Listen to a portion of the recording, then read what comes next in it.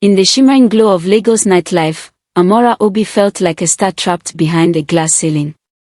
Every evening, she'd stand on the rooftop of her cramped apartment, the city's neon poles racing beneath her feet, and sing into a borrowed microphone. She wasn't chasing fame, just a chance to be heard. Her voice, raw and warm as fresh palm wine, carried dreams older than her 23 years. By day, Amara sold suya on the streets of Surale, her laughter mixing with the sizzle of skewers and the bargaining of customers.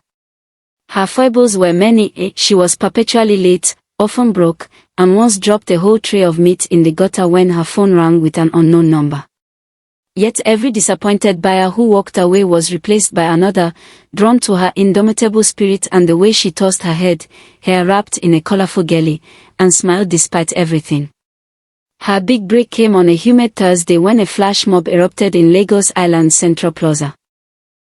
Amara, hastily invited by a friend, joined in on a whim and belted out an impromptu chorus. Videos flooded social media. In one, her eyes shone with unbridled joy. In another, passers-by stopped to record, mouths agape. By midnight, "That Suya Girl" was trending, and whispers of an electric new voice began to swirl through the city's studios. Enter Tino is a sleek, silver-haired talent scout whose reputation for spotting stars was as legendary as his ruthless drive for perfection. He found Amara sleeping on a metal bench outside his office, clutching the phone that had recorded her performance. Instead of scolding her, he offered a coffee and, more surprisingly, a contract. "You have raw fire," he told her, voice low enough that only she could hear, "but fire needs a forge." The forging was brutal. Early mornings in the studio, vocal drills until her voice cracked, dance rehearsals that left her muscles trembling. Tino molded her wardrobe. Designer Ankara gowns, bespoke leather jackets, and rebranded her as AmaStar. He taught her media finesse, how to answer questions without sounding scripted, how to laugh at the right moment, how to let just enough vulnerability peek through the polished facade.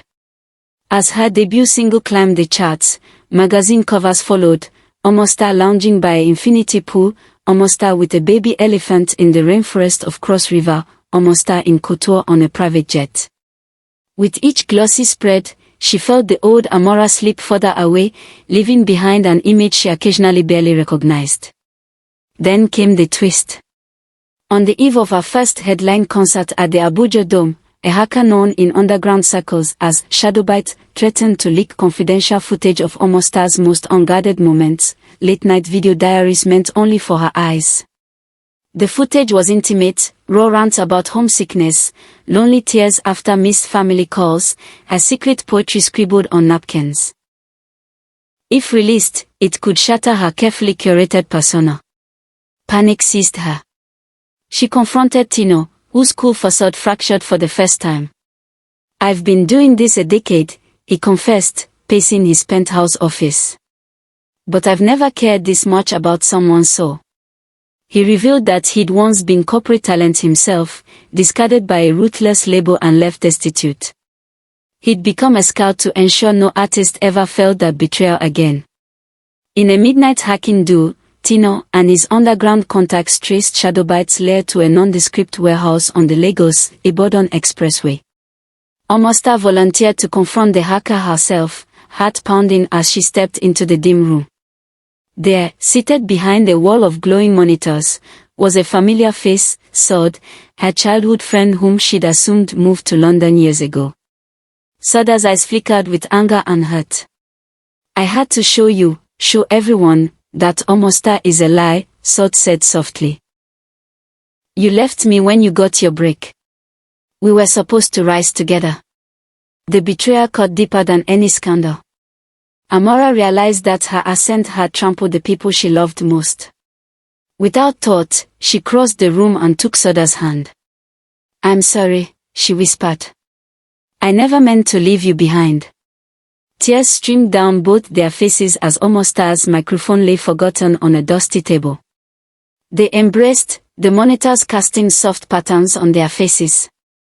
The next evening, as the bright lights of the Abuja Dome bathed the stage, AmaStar walked out not as a flawless idol, but as Amara, the girl who saw suya, who missed her best friend, who needed forgiveness. She began her set with her hit single, but paused before the second chorus. "This song is for Sod," she announced, voice trembling yet resolute. "My friend taught me that a star isn't just someone who shines alone." The crowd roared. In a spontaneous shift, the band softened the arrangement, and Amara transitioned into a new verse she'd penned that morning. "If I reached the skies on my own, I'd still feel lost without your hand. For stars may glow, but hearts will know. We are brighter when we stand." As confetti fell and fireworks etched patterns in the night sky, Amara and Sod stepped to the edge of the stage together, linked arms raised in solidarity. The cameras captured it all, not the perfect facade, but something more powerful, the messy, beautiful truth of friendship, forgiveness, and the courage to let your real self shine.